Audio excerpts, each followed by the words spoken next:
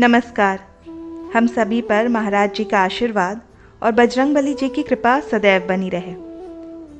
कई बार ऐसा होता है कि हम ईश्वर के नाम का जाप तो करते हैं, मंत्र तो हम जपते हैं, पर उसमें हमारा आशय, हमारी नीयत सही नहीं डालते हैं।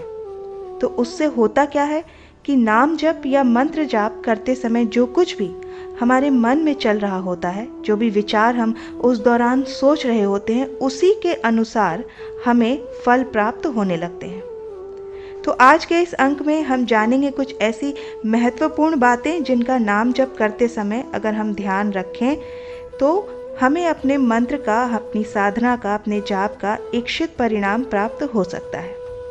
तो सबसे पहले हम देखते हैं, सबसे पहले तो नाम जप करते समय हमें अपने जो विचार हैं उनको हमेशा शुद्ध रखना चाहिए। हमारी जो मंशा है वो शुद्ध होनी चाहिए। गलत इरादे से या गलत मंशा से की गई प्रार्थना या कोई भी साधना या कोई भी मंत्र जाप आपको कभी भी इच्छित फल प्रदान नहीं करेगी, और बल्कि उससे आप ही का नुकसान होना तय हो जाएगा।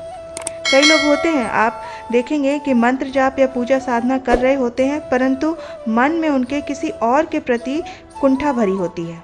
तो ये कुंठा जो है, ये जाप आपका भक्ति के साथ नहीं हो रहा है। ये जो जाप है ये आपका कुंठा के साथ हो रहा है, एक नकारात्मक ऊर्जा के साथ हो रहा है। आपका जाप हो तो रहा है, परंतु इस तरह के जाप का आपको कभी भी इच्छित फल कभी प्राप्त नहीं होगा। दूसरी बात है कि जिनका भी आप ध्यान कर रहे हैं उनको आप आमंत्रित करें। जो भी आपके इष्ट हैं जिनका आप ध्यान कर रहे हैं उनको आप आमंत्रण दें कि हे मेरे इष्ट, हे मेरे गुरुदेव या हे मेरे प्रभु, आप आइए। जैसे कि अगर आप हनुमान जी का ध्यान कर रहे हैं तो आप उनको आमंत्रित करें कि हे हनुमान जी, आप आइए और आप मेरे अंदर विराजिए, और नाम जप आप मेरे द्वारा, इस नाम का या इस मंत्र का जाप आप मेरे द्वारा करवाइए। अगर आपके गुरु हैं तो आप अपने गुरु को ध्यान करिए और यही सेम प्रार्थना आप उनसे करें कि हे गुरुदेव, आप अपने गुरु मंत्र का जाप मेरे द्वारा करवाइए।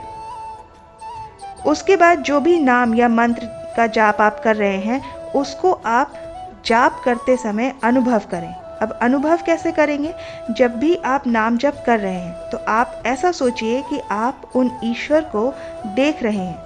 आपके सामने वो ईश्वर हैं, आपके अंदर ही हैं, आप उनको देख पा रहे हैं। मंत्र के उन शब्दों को आप सोचिए, आप उनको सुनिए, उनका ध्यान करिए। जैसे अगर आप राम राम जाप कर रहे हैं या फिर आप राधा राधा जाप कर रहे हैं तो आप बिल्कुल ऐसे जैसे राधा राधा, बिल्कुल प्रेम से, कोई जल्दबाजी नहीं, नाम को सुनते हुए, उसे अनुभव करते हुए नाम जाप करेंगे। तो उस नाम की जो शक्ति है, जो उसका तेज है, जो उसकी ऊर्जा है, जो दिव्यता है, वो धीरे धीरे आपके शरीर में अवशोषित होने लगेगी, यानी कि एब्जॉर्ब होने लगेगी। फिर आप उसमें अपनी इच्छा बोलें। ये चौथी बात है कि आप जो भी मंत्र जाप कर रहे हैं उससे पहले आप उसमें अपनी इच्छा को, अपनी कामना को डाल दें कि इस जाप से, या जैसे आप 1 घंटे का जाप कर रहे हैं तो इस 1 घंटे के जाप से आप क्या चाहते हैं, क्या हो जाए, क्या होना चाहिए। जैसे मैं चाहती हूँ कि मेरी भक्ति और सुदृढ़ हो जाए, या फिर आपकी कोई अन्य कामना हो तो वो आप अपने जाप में डाल सकते हैं।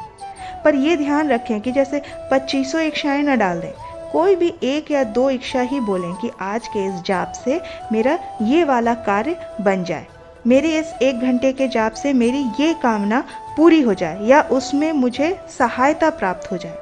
बस ध्यान रखिएगा कि आपकी मंशा जो है वो हमेशा सही रहे, तो ही आपको परिणाम भी अच्छे मिलेंगे। अगर मंशा सही नहीं होगी तो वो इच्छा आपकी पूरी नहीं होगी और आपको विपरीत परिणामों का सामना भी करना पड़ सकता है।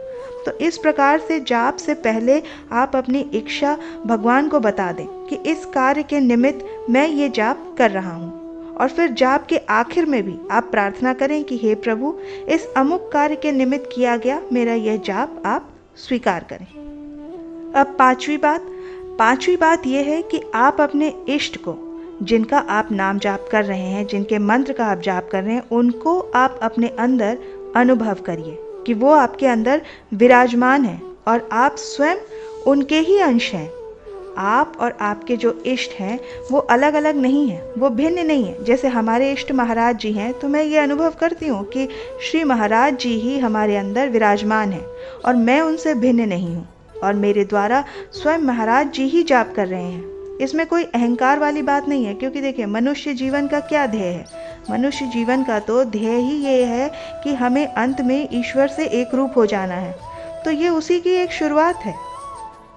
तो नाम का जो जाप है वो आप करें और खूब करें, खूब नाम जप करें। जो भी नाम आपको ईश्वर का प्रिय लगता हो, जैसे राम जी का नाम हो, कृष्ण जी का नाम हो, राधा राधा नाम हो, या फिर गुरु मंत्र अगर आपको मिला हुआ है तो आप इस प्रकार से उसका भी जाप कर सकते हैं। और याद रखें कि कलयुग केवल नाम आधारा ही है। नाम के ही सिमरन से आप इस संसार रूपी भव सागर से पार कर सकते हैं। तो आशा करती हूँ आज की ये जानकारी आपको पसंद आई होगी। आप अपनी प्रतिक्रिया हमें कमेंट सेक्शन में लिख करके ज़रूर बताइएगा। मिलते हैं अगले अंक में, तब तक के लिए जय श्री राम, जय बाबा की।